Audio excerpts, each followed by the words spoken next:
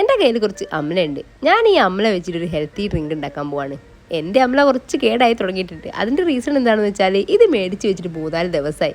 എനിക്കതിൻ്റെ ഇടയിൽ ഡ്യൂട്ടി ആയതുകൊണ്ട് എനിക്ക് പ്രിപ്പയർ ചെയ്യാൻ വേണ്ടി ടൈം കിട്ടില്ല. ഇന്നാണെന്ന് ടൈം സെറ്റായത്.